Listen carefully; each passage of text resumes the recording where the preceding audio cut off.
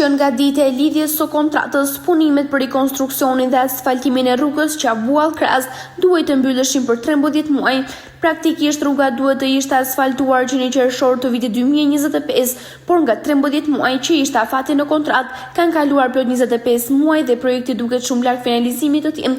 Kompanitë BEIS SHPK, Ergis SHPK dhe vëllezërit Hysa SHPK nuk arritën ta mbyllin në kohë kontratën.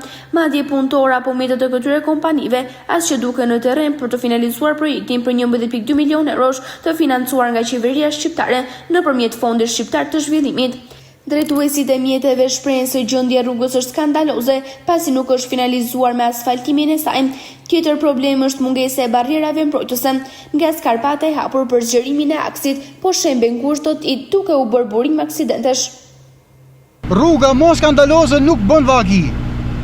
Këtu merr frika me ardh. Nuk ke që me dash. Nuk ke që me dash.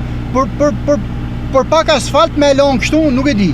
Firma autohëse, firma i vjedhën lekët, s'ka si mos tërhiqen. Normal, burim aksidenti, po kjo të merr, jo burim aksidenti, kjo me vran veten. Veç se halli mat nxjerr ka herë këtej, ka 25 vjet që rrin në Itali, po këtu për zotin të merr fryka me ardh. Plumhur, po vjen kamioni, tu smerret frym. E nësin malet Martaneshit jetë kështu, kjo të merr. Banorët e Martaneshit dhe drejtuesit e mjeteve kërkojnë që projekti të finalizohet ashtu siç është në kontratën mes ARSH dhe kompanive fituese të zbatimit.